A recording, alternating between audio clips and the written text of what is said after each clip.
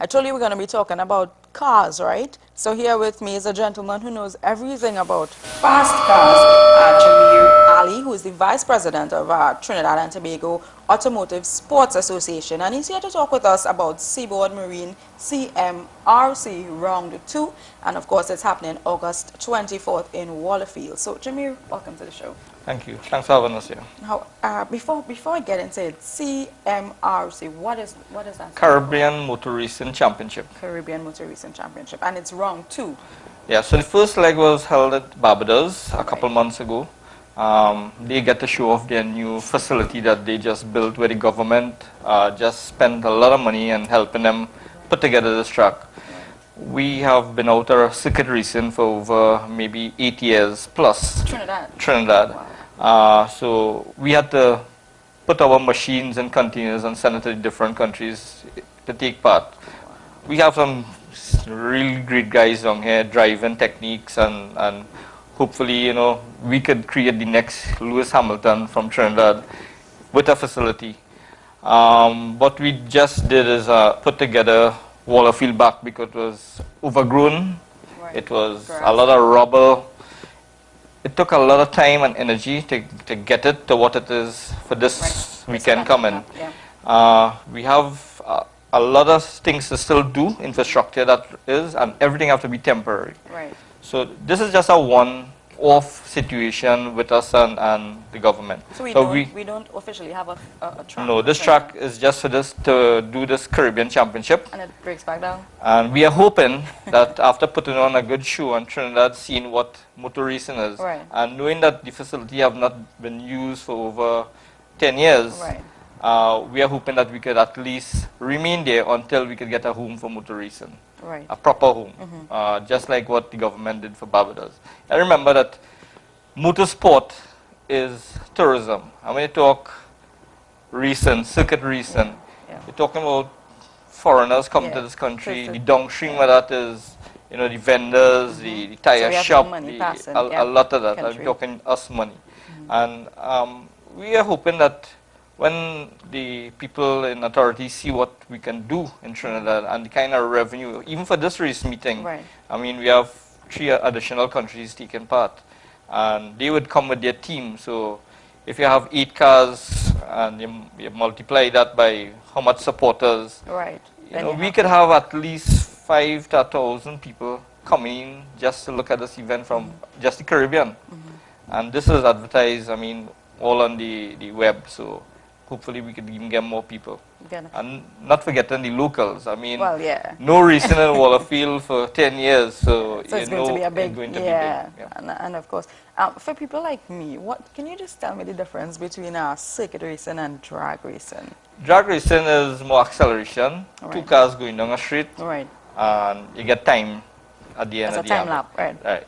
Circuit racing is, think about it, 20 cars going wrong at a corner, and trying to see who would come out first and to get that checkered flag. So it's almost like Hot Wheels in the wheel. That's right. Door-to-door action. Wow. And of course I saw some pictures earlier on of one of the vehicles that I think you said this morning it came down. Yes. We had, we have our ace driver Franklin Budram, who's the son of Frankie Budram. Right. He just bought in a car from Europe.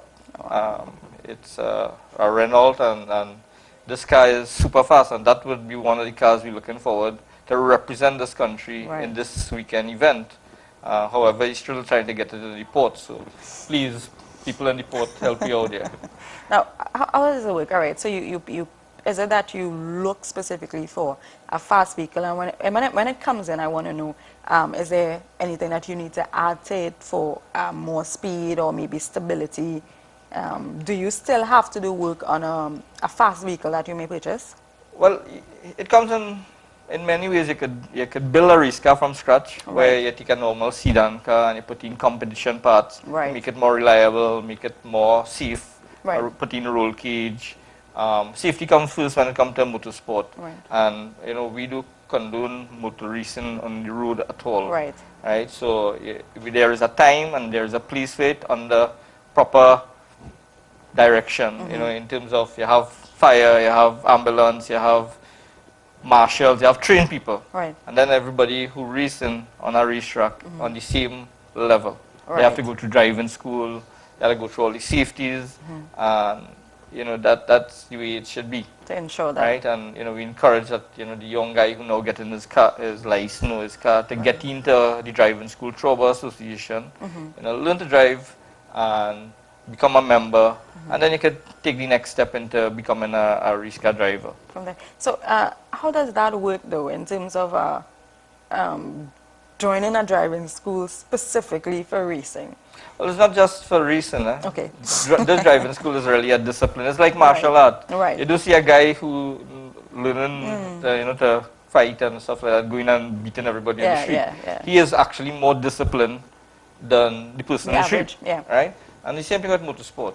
Once you're involved in an association and you go through all the training, you become more disciplined. You would not drive hard on the road. I drive 5 miles on the road. You won't believe if a man like me would take my time like that.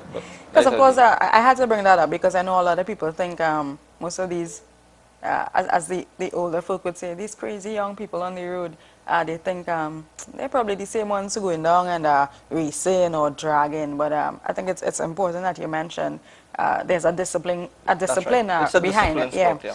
And let me ask, if one of your drivers were caught, let's say they got a ticket for speeding, would they be taken out of any competition? They will be banned. They'll be banned. Yeah.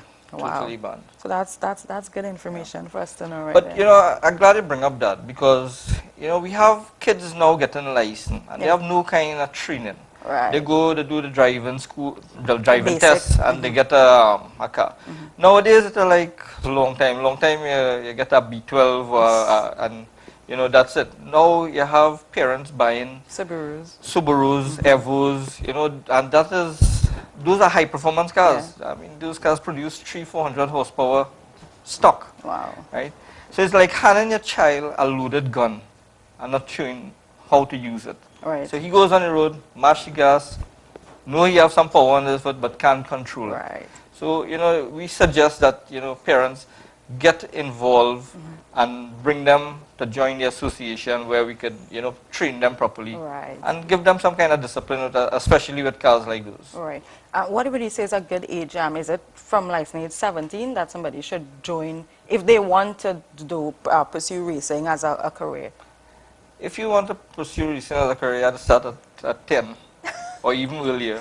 Wow, Because you have to start at karting. Karting is the foundation of motorsport. But explain that for me. What is Karting is those little karts, one engine, little go-karts. And Lewis Hamilton started that. Right. And today Wow. he's the champion driver of big, the world. See where his shirt. So I'm in full support.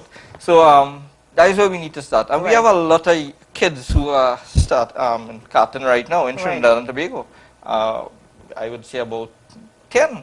Wow. And we have very, very good drivers in Trinidad, starting from that age. Right. And we have a guy who would be taking part in our event, Christian Budu Singh, 17 years, maybe 18, but 17 when I last checked. And he started at karting, and now he is driving a Group 4 car, which is one of our highest class, high-powered Evo. And he's one that could fly our flag this next weekend. Wow. And I know you mentioned there were races in Barbados and Guyana. How many other islands or countries will be coming to participate? We have Jamaica, Guyana, Barbados, and I think there is one car from Suriname that is already here. Already here. All right. We are welcoming them to our shores and their team. And I know when they're going back, they will be going back crying because our Trinidad guys, they haven't had a track for so long, so I know they're going to put some good licks on those guys. All right, so we're going to take a short break, but when we come back, we're going to actually see some real racing, yeah? Let's take a break, LTS.